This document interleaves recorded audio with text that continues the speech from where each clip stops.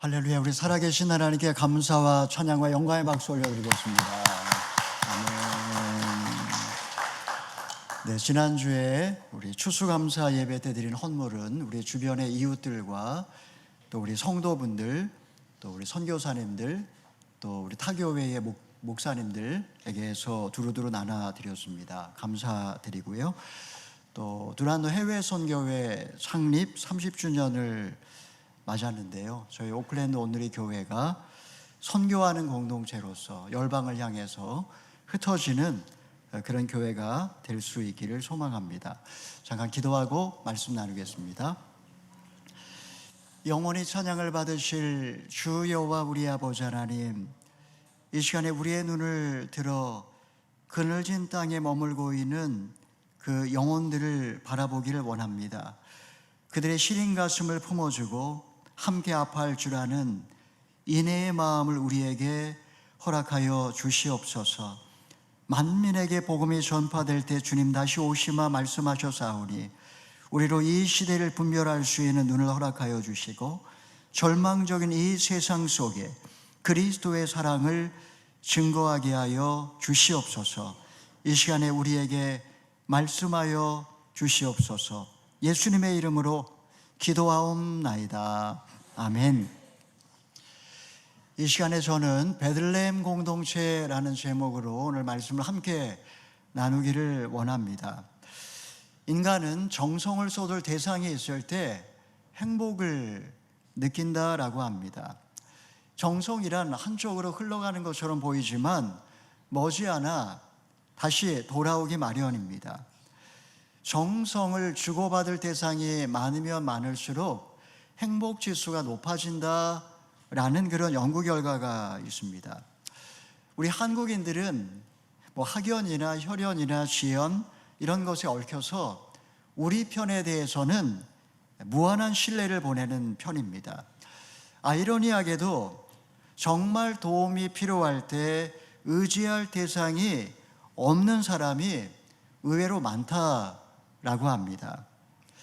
인간은 시줄과 날줄로 촘촘하게 짜인 이 연골의 그물망에서 어떻게 보면 안도와 행복감을 느낍니다. 우리는 그것을 공동체라고 부릅니다.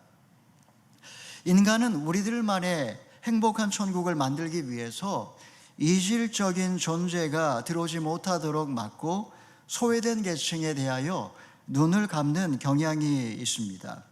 정글과 같은 세상에서 살아남기 위해서 낯선 사람에 대하여 불신의 눈으로 경계를 합니다. 시대가 어렵고 민심이 뒤숭숭할수록 이러한 현상은 더욱더 두드러지게 나타납니다. 룻기의 배경은 사사시대입니다. 사람들은 자기의 소견에 옳은 대로 행했습니다. 지도자의 권위는 땅에 떨어졌고 종교의 영향력은 거의 없는 그런 시대였습니다. 약탈과 강간과 동성애와 살인이 난무하는 그런 세상이었습니다. 이렇게 야만적이고 폭력적인 이런 시대의 분위기와 전혀 어울리지 않는 그런 공동체가 베들레헴의 한 작은 마을에 존재했습니다. 그들은 놀랍게도 서로 정성을 다하고 서로 축복하며 믿음의 공동체를 이루며 살고 있었던 것입니다. 기원전 5세기에 활동했던 미가 선지자는 이 베들레헴에 대하여 이렇게 노래했습니다. 너 베들레헴 에브라다야, 비록 내가 유다 족속 중 아주 작지만 이스라엘을 다스릴 사람이 내게서 나올 것이다. 그의 근본은 아주 먼 옛날, 아주 오랜 옛날로 거슬러 올라간다.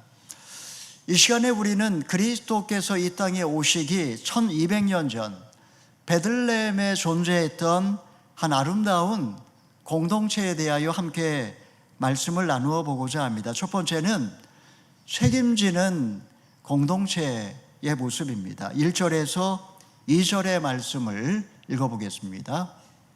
시작. 한편 보아스는 성문으로 올라가 앉았습니다. 그런데 그가 말하던 그 가까운 친척이 지나갔습니다. 보아스가 그에게 말했습니다. 내 친구여, 마침 잘 왔네. 이리로 와서 앉게. 그러자 그가 와서 앉았습니다. 보아스는 그 성의 장로 10명을 데리고 앉으라고 했고 그들은 거기 앉았습니다. 고대 세계에서는 이 성 안의 인구 밀도가 상당히 높았습니다. 농토는 대부분 밖에 있었지만 대부분의 사람들은 안전한 성 안에서 살았습니다. 날이 밝고 성문이 열리자 많은 사람들이 이제 분주히 오고 갑니다. 장사꾼들이 들어오고 시장이 열립니다. 보아스는 성문 위에 있던 회관으로 올라가 앉았습니다. 그곳은 장로들이 주로 모이는 곳으로서 사법제도가 발달하기 전 공동체를 세워가는 법의 엄중함이 집행되는 그런 곳이 바로 이 성문 앞이었습니다. 그때 엘리멜렉의 친족으로서 기업 물을 자가 성문을 지나갑니다. 보아스는 그를 황급히 부릅니다. 내 친구여, 마침 잘 왔네. 이리로 올라와 앉게. 그는 장로 10명을 또한 증인으로 초청을 합니다. 10명은 유대 사회에서 공동체를 이루기 위한 최소 인원이 10명이라고 합니다. 회당을 만들 때도 항상 10명 이상이 되면 회당을 만들었다라고 합니다. 장면을 한번 상상해 보십시오. 지금 일종의 국민 참여 재판이 열리고 있습니다. 지나가던 사람들도 무슨 일인가 구경 삼아서 구역구역 모여 들어옵니다. 여러분, 뉴질랜드 시민이라고 한다면 누구든지 배심원의 의무를 다해야 합니다. 불의의 사고로 참석할 수 없는 경우를 제외하고는 공판이 끝날 때까지 반드시 책임을 다해야 합니다. 몇 년 전 바쁘다는 핑계로 배심원의 의무를 소홀히 하고 선서를 거부했던 자에 대하여 징역 10일 징역형을 선고한 사례가 있습니다. 공동체의 어떤 정의를 실현하기 위해서 나의 시간과 나의 정성을 다하는 사람, 그런 사람이 성숙한 시민이라고 할 수가 있는 것입니다. 자, 지금 재판이 벌어지고 있습니다. 증인들 입회하에 당사자 간의 이제 변론이 시작됩니다. 보아스는 이 재판의 쟁점을 먼저 4가지로 이야기를 하고 있습니다. 첫째는 나오미가 고향을 떠날 때 토지 사용 권한을 타인에게 돈을 받고 양도했다. 둘째, 나오미가 귀국했지만 제3자가 값을 대신 치르지 않으면 소유권을 영구적으로 돌려받을 수 없다. 셋째는 당신은 토지를 살 수 있는 1순위 자격을 갖추었으니 의향이 있다면 증인들 앞에서 이 토지를 살 수 있다. 넷째는 매입의사가 만약에 없다면 2순위 자격을 가진 내가 그 값을 치르겠다. 이렇게 재판의 핵심을 설명을 합니다. 고대 사회에서, 특별히 이스라엘에서는 토지 매매가 거의 이루어지지를 않았습니다. 조상 대대로 내려오는 기업을 타인에게 넘기는 것은 금기시 되었습니다. 아들이 없어서 이 땅이 대가 끊어질 위기에 놓이게 되면 딸을 친척들과 결혼시켜서 땅이 다른 지파에 넘어가지 않도록 그렇게 장치를 만들어 놓았습니다. 토지의 경계석을 옮기는 자는 저주를 받을 만큼 그 모든 지파, 모든 가족의 그 토지의 경계선이 너무나 분명했습니다. 여러분, 지금 과부가 나에게 땅을 판다고 하니 여러분, 이것은 부동산을 늘릴 수 있는 절호의 기회가 찾아온 것입니다. 쉽게 설명하면 지금 토지 시세가 원래 100세겔입니다. 오래전 가뭄 때문에 지금 이민을 갔기 때문에 헐값에 사용료를 받고 토지를 팔았을 것입니다. 만약에 50세겔을 받았다면 지금 그는 물가 상승률을 반영하지 않고 현재 시세와 무관하게 50세겔만 주면 이 100세겔의 땅이 내 것이 될 수 있습니다. 내가 사주겠네.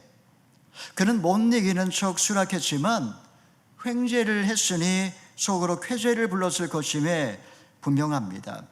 자, 이렇게 원칙적으로 합의가 이루어졌지만 아직 조건이 남아 있습니다. 그것이 무엇인지 5절 6절의 말씀 읽어보겠습니다. 시작.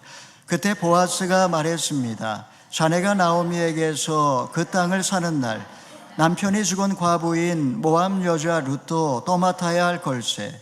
그 죽은 사람의 이름으로 그 유산을 이어가도록 말일세. 이 말에 그 친척이 말했습니다. 그렇다면 나는 사줄 수가 없겠군. 내 유산에 손실이 갈까 말일. 자네가 사주게. 나는 못하겠네. 땅을 치르고 값을 치르고 땅을 사려면 두 가지의 조건을 수락해야 합니다. 첫째는 죽은 토지 소유주의 아내와 결혼해야 한다. 둘째는 그녀가 아들을 낳으면 죽은 남편의 호적에 올리고 토지 역시 그의 소유가 된다. 지금 상대방은 땅에 대하여 욕심은 났지만 결혼할 의사는 없습니다. 당시 한 50세겔 정도만 주면 처녀를 첩으로 얻을 수도 있는 세상이었습니다. 굳이 과부와 결혼하고 자식도 호적에 올리지 못한다면 그에게는 큰 손해라고 할 수가 있습니다. 그는 내 자식이, 내 재산이 더 중요했습니다. 룻과 결혼했다가 이방 여자를 아내로 맞았다, 이런 말 듣는 것도 싫습니다. 두 과부와 그 자식을 먹여 살리는 것도 부담스럽습니다.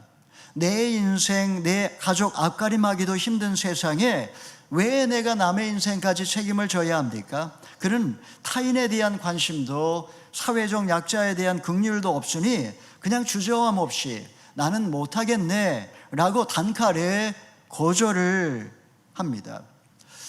여러분, 그를 나쁜 사람이라고 말할 수 있을까요? 그의 반응은 지극히 정상적입니다. 모두가 꺼리는 이방 여인입니다. 게다가 청상 과부입니다. 이삭을 주워 먹고 살았으니 얼굴은 햇볕에 까맣게 탔을 것입니다. 사사시대에 주변 민족이 걸핏하면 쳐들어와 약탈하는 그런 세상을 살아가고 있습니다. 계산기를 두드려보지 않아도 답은 나옵니다. 눈 뜨고 고백하는 세상에서 이기적으로 살아야만 살 수 있는 그런 세상이 아니겠습니까? 그는 발목 잡히지 않을까 덜컥 겁이 났는지 이 문제를 확실하게 매듭을 지으려고 합니다. 자, 계약법을 그는 들먹거리면서 자신의 권리를 모든 증인 앞에서 지금 보아스에게 떠넘깁니다. 손해보는 것도 싫고 결혼하는 것도 원치 않습니다. 그는 자기의 신발을 보아스에게 벗어서 넘겨줍니다. 여러분, 이 장면 한번 상상해 보십시오. 원래 신명기의 율법대로 한다면 모압 여인 룻이 그를 데리고 장로들 앞에 나와서 그의 신발을 벗겨야 합니다. 또한 얼굴에 침을 뱉고 모욕을 주면서 공동체의 의무를 다하지 않았기 때문에 평생을 신발 벗긴 자라는 오명을 쓰고 살아야 합니다. 그게 신명기의 법전에 나와 있는 내용입니다. 여러분, 지금 이해 당사자인 룻은 그 자리에 없습니다. 이방 여인이 이스라엘에 그런 율법이 있다는 것을 알 리 없겠지만 혹 안다 해도 룻이 그렇게 모진 그런 사람은 아니었습니다. 기업 물을 자는 룻에게 침뱉음을 당하지 않았고 장로들은 그를 공동체의 책임을 다하지 않은 자라며 비난하지도 않습니다. 누구라도 자신에게 손해가 되는 결정을 내리는 게 쉽지 않을 거라고 그렇게 서로 다 마음을 헤아리고 있었다라는 것을 알 수가 있습니다. 자, 이제 최종적으로 보아스는 증인들 앞에서 선언을 합니다. 우리 9절 10절의 말씀 읽어보겠습니다. 시작. 그러자 보아스는 장로들과 모든 사람들에게 선언했습니다. 내가 엘리멜렉과 기련과 말론의 모든 재산을 나오미에게 산 것에 대해 여러분이 오늘 증인입니다. 내가 또한 말론의 아내인 모압 여자 룻을 내 아내로 사서 그 죽은 사람의 이름으로 유산을 이어갈 것입니다. 그리하여 그 이름이 그 형제 가운데에서나 그의 성문에서나 없어지지 않게 할 것입니다. 오늘 여러분이 그 증인입니다. 여러분 지금 본문을 보게 되면 보아스는 죽은 엘리멜렉, 기리온, 말론의 이름을 거명하고 있습니다. 그리고 룻을 말론의 아내 모압 여자라고 그렇게 지칭을 하고 있습니다. 여러분은 왜 굳이 죽은 엘리멜렉과 기럯과 말론의 이름을 거명하고 왜 룻을 말론의 아내 모압 여자라고 그렇게 지칭을 하는 것일까요? 산 자와 죽은 자를 초월해서 민족과 민족의 경계를 넘어 공동체적 책임을 다하겠다, 이런 뜻입니다. 여러분, 내가 누군가를 멸시하거나 적대감을 갖거나 우월의식을 느낀다면 결코 공동체에 있는 사람들을 품을 수가 없습니다. 고통받는 영혼에 대한 연대감을 가질 때에만 내가 그 사람에 대하여 공동체적인 책임을 다할 수 있습니다. 예수님은 잃어버린 하나님 나라를 회복하기 위하여 엄청난 희생을 치르셨습니다. 죄인인 우리의 친족이 되기 위하여 한없이 육신을 입고 이 땅에 낮아지셨습니다. 1만 달란트나 되는 우리의 죄값을 다 치르셨습니다. 보아스가 룻을 아내로 맞이했던 것처럼 우리를 정결한 신부로 맞아주셨습니다.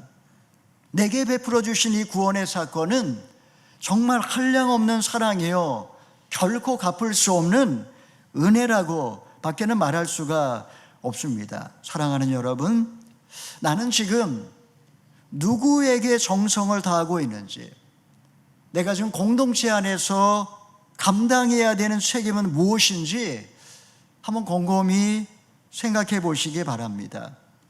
내가 지금 행복하지 않다면 행복의 항아리에, 그 깨어진 행복의 항아리에 갇혀있기 때문일지도 모릅니다.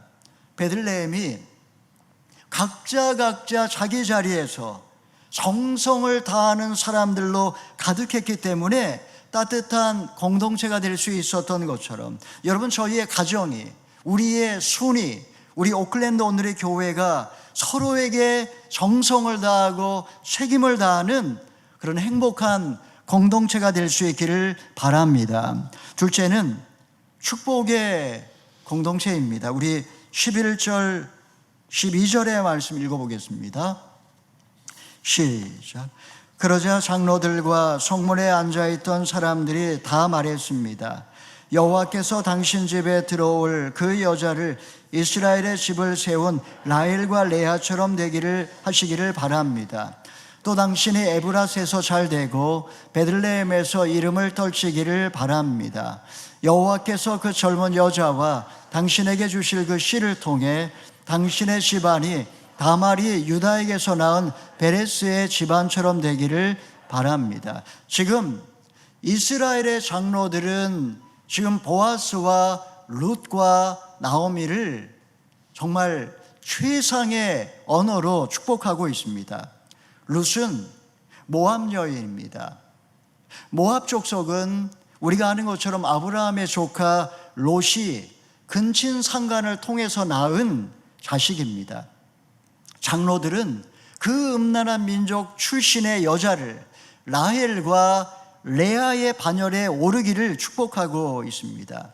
또 그들은 유다가 다말을 통해서 나온 베레스의 집안처럼 되기를 기도하고 있습니다. 이방 여자였던 다말은 끊어진 대를 잇기 위하여 시아버지를 속이고 관계하여 아들을 낳았습니다. 지금 베들레헴에 살고 있는 이 사람들이 바로 그의 후손들입니다.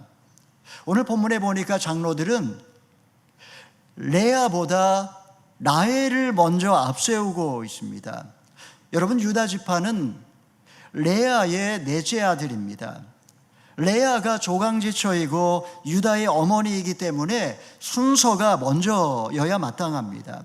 남편의 사랑을 받지 못한 레아는 6명의 아들을 낳았습니다. 반면에 라헬은 둘째 아들을 낳다가 안타깝게도 베들레헴을 지나가는 길목에서 죽고 말았습니다.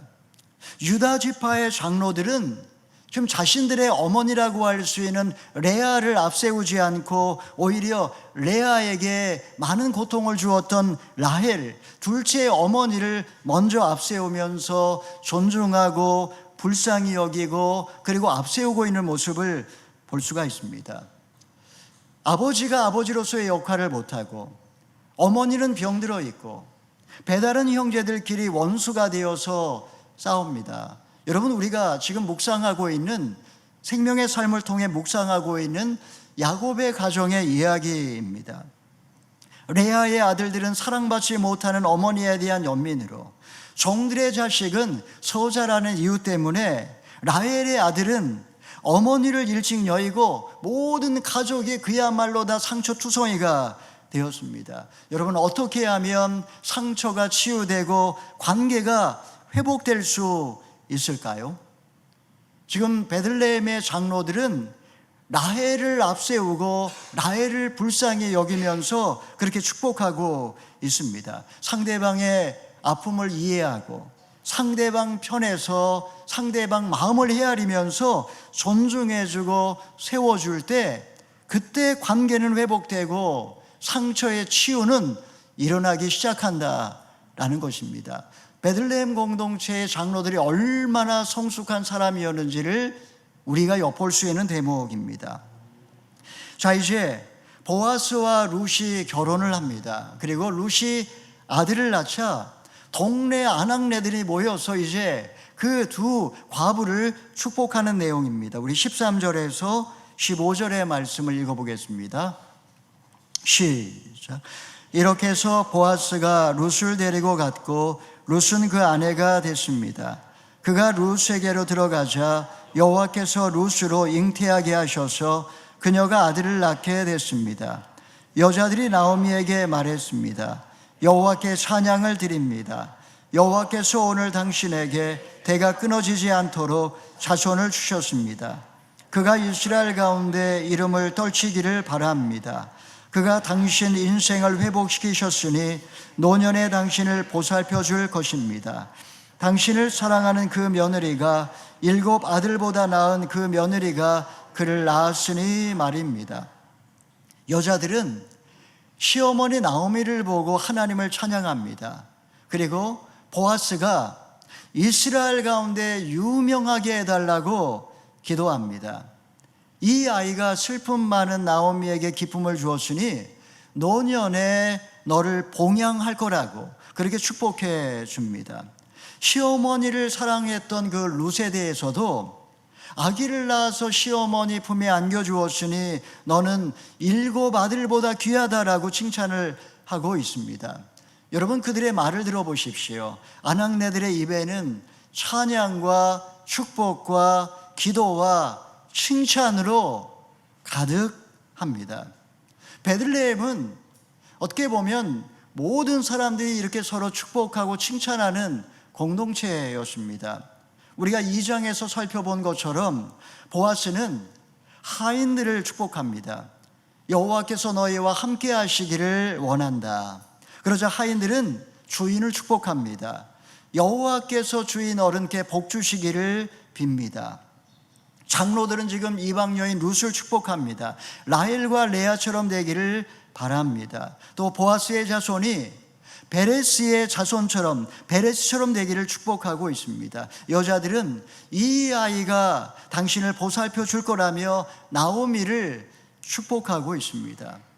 그들은 어떻게 이토록 서로를 축복하며 살 수 있었을까요? 당시 베들레헴은 우리가 생각하는 것처럼 그렇게 큰 성이 아니었습니다. 인구가 한 300~400명 정도 사는 그런 작은 마을이었고 한 40가구에서 50가구 정도가 거기에 살았습니다. 그들은 대부분 목초지에서 양을 치는 목자 일을 했고 지주 밑에서 농사를 짓는 소작농들도 있었습니다. 그들이 삶이 넉넉하고 부요했기 때문에 마음에 여유가 있어서 이렇게 서로에게 베풀고 축복하며 살았던 것이 아닙니다. 그들은 서로 존중했고 정성을 다했으며 늘 축복의 말을 해주었습니다. 여러분 가정은 서로를 존중하고 정성을 다하고 축복의 말을 합니까? 안 되는 집안은 서로 불평하고 비난하는 말을 내뱉으면서 서로 상처를 주고 받습니다. 베들레헴은 유대인이나 이방인이나 부자나 종이나 과부나 평범한 사람이나 서로를 존중해주고 높여주고 축복하는 그런 따뜻한 공동체였습니다. 여러분, 이 시간에 옆에 계신 분들을 보면서 한번 축복해 주시기 바랍니다. 축복 한번 해 주십시오. 이렇게 말해 주시기 바랍니다. 고맙습니다. 잘 될 거예요. 당신을 만나서 행복합니다. 네, 고맙습니다. 당신을 만나 행복합니다. 잘 될 거예요. 네. 세 번째로, 베들레헴은 믿음의 계보를 이어가는 공동체였습니다. 우리 16절에서 22절 마지막 말씀 읽어보겠습니다. 시작. 그러자 나오미는 그 아이를 데려와 가슴에 품고 보살폈습니다. 이웃 여자들이 나오미가 아들을 낳았다 하며 그 이름을 오벳이라고 불렀습니다. 그는 다윗의 할아버지이며 이새의 아버지가 됩니다. 이렇게 해서 다음과 같은 베레스의 족보가 생겨났습니다. 베레스는 헤스론을 낳고 헤스론은 람을 낳고 람은 아비나답을 낳고 아비나답은 나손을 낳고 나손은 살몬을 낳고 살몬은 보아스를 낳고 보아스는 오벳을 낳고 오벳은 이새를 낳고 이새는 다윗을 낳았습니다. 아기의 이름을 지금 할아버지나 할머니나 아버지나 이런 사람들이 지어주는 것이 아니라 동네의 아낙네들이 이름을 지어줍니다. 오벳이라고 하는 이름의 의미는 섬기는 자, 봉양자 이런 뜻입니다. 나오미는 봉양할 손주가 태어났으니 얼마나 기쁘겠습니까? 이 오벳은 보통 손주가 아닙니다. 그가 나중에 이새를 낳고 이새가 훗날 다윗 왕을 낳습니다. 또 다윗의 후손 가운데 예수 그리스도께서 태어나십니다. 룻이 다윗과 그리스도의 조상이 될 거라고는 아무도 생각하지 못했을 것입니다. 지금 본문에는 족보가 마지막으로 등장하고 있습니다. 오늘날 현대인들은 이 족보에 대하여 관심이 없습니다. 고리타분하게 생각을 합니다.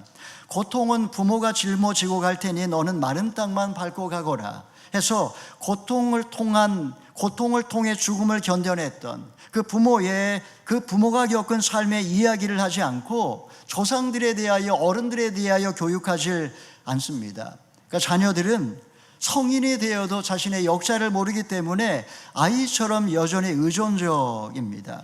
세상의 족보는 자랑거리로 가득 채우고 부끄러운 일은 다 지워버리는 게 세상 족보라고 할 수 있습니다. 하지만 성경의 족보는 삶의 신비를 그리고 인생의 지혜를 우리에게 가르쳐주고 있습니다. 역사를 보여주는 것이죠. 베레스의 어머니는 가나안 족속이었고 시아버지 사이에서 그를 낳았습니다. 보아스의 어머니는 여리고의 창녀였습니다. 오벳의 어머니는 모압의 청상 과부였습니다. 순수 혈통과 도덕적인 순결을 강조하는 유대인들에게 그들은 지우개로 지워버리고 싶은 존재입니다. 그들은 죄 많은 이방인이었지만 여호와를 참 하나님으로 모시며 운명을 극복하여 신앙의 역사를 써내려간 산 증인들입니다. 베들레헴은 어떻게 보면 믿음의 계보를 이어가고 있는 공동체라고 할 수가 있습니다. 절망적인 그 시대에 그들은 조용히 그 베들레헴에서 이 믿음의 새 역사를 만들어가고 있습니다. 룻기 4장에서 룻의 모습이 사라져버린 것처럼 작은 고을 베들레헴은 이스라엘 역사 속에 너무나 작은 고을에 불과했지만 생색내지 않고 소유하려 하지 않고 스스로 높아지지 않고 신앙의 명맥을 이어가고 있습니다. 마치 강물처럼 흘러서 오랜 세월이 지나 목수 요셉에게 이르고, 또 한 줄기는 처녀 마리아를 통해 그리스도의 탄생까지 이르고 있습니다. 여러분은 타인의 고통에 공감하며 무대 뒤편에서 수고했던 루처럼 여러분 삶에서 믿음의 계보를 써가고 계십니까? 고통의 나를 몰아넣고 고통을 내게 가져오고 사랑 때문에 죽음을 택한 예수님처럼 삶의 자리에서 믿음의 계보를 쓰기 위하여 그렇게 수고하고 계십니까? 잘 먹고 잘 사는 삶이 아니라 우리의 자녀들이, 다음 세대가 믿음의 계보를 이어가고 그들이 참 신앙인으로 자라갈 수 있도록 나는 지금 해산의 수고를 다하고 있느냐 하는 말씀입니다. 이제 룻기 말씀을 정리하겠습니다. 룻기는 죽고로 시작되었습니다. 이제 마지막은 낳고로 끝이 납니다. 슬픔의 역사가 기쁨의 역사로, 절망의 역사가 희망의 역사로, 죽음의 역사가 생명의 역사로 바뀝니다. 책임지는 공동체, 축복하는 공동체, 믿음의 계보를 이어가는 공동체는 이처럼 절망이 변하여 희망이 되고, 슬픔이 변하여 기쁨이 되고, 탄식이 변하여 찬송이 되는 줄 믿으시기를 바랍니다. 빈센트 반 고흐는 평생 예수님을 닮아가려고 애를 썼던 구도자였습니다. 광산촌에서 전도사로 생활했을 뿐만 아니라 일생을 그런 심정으로 살았던 사람입니다. 화가의 꿈을 품고 파리로 나왔을 때 시엔이라고 하는 한 여인을 만나게 됩니다. 너무나 볼품없고 너무나 가난한 그 여인은 임신 중이었는데 남자에게 버림받고 먹을 거리를 구해 추운 거리를 떠돌고 있었습니다. 고은은 매춘부였던 그녀를 누추하고 비좁은 자기의 집으로 맞아들였습니다. 스스로에게 묻고 고민한 뒤 결정한 것입니다. 해산할 날이 다가오자 고은은 그녀를 병원으로 데려갔습니다. 얼마 후 그는 엄마 옆에 누워있는 작은 아이를 보며 생명의 신비에 경탄을 금할 수가 없었습니다. 너무나 신비로운 광채와 절망을 넘어서는 생명의 충만함이 거기에 있었습니다.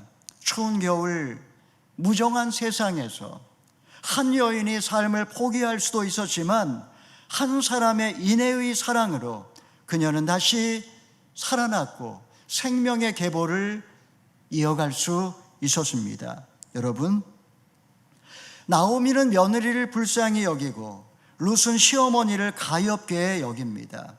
보아스는 이방 여인을 딱하게 여기고 마을 사람들은 과부를 축복합니다. 베들레헴은 그 어두운 시대에 참으로 따뜻하고 행복한 복된 공동체였습니다. 세월이 흘러 말구유에 누워 계신 아기 예수님은 벌거벗은 생명을 따뜻하게 감싸주었고 그들의 설당에 되어주었던 베들레헴에 임한 하나님의 놀라운 축복이었습니다. 사랑하는 여러분, 베들레헴 사람들이 시대의 죄악에 물들지 않고 하나님의 나라, 아름다운 공동체를 만들어갈 때 그리스도께서 그곳에 임하셨던 것처럼 여러분, 우리의 가정이, 우리의 순이, 우리의 교회가 아름다운 공동체로 세워져 나아갈 때 예수 그리스도께서 이곳에 임하지 않으시겠습니까? 세상에는 두 가지 부류의 인간이 존재합니다. 하나는 열매를 따먹는 사람입니다. 또 다른 하나는 나무에 물을 주고 정성을 다해 가꾸는 사람입니다. 사랑하는 성도 여러분, 어두운 시대를 살아가면서 우리가 할 수 있고 또 우리가 해야만 하는 사명이 있습니다. 우리의 삶의 자리에서 서로에 대하여 정성을 다하고 서로 주의 이름으로 축복하며 잠잠히 믿음의 계보를 써내려가는 것입니다. 우리 모두가 벌거벗은 생명을 따뜻하게 감싸주고 그들의 설 자리가 되어주며 가정과 손과 교회가 생명의 떡으로 넘쳐나는 그런 복된 공동체가 되시는 저와 여러분 다 되기를 주님의 이름으로 축원합니다. 아멘.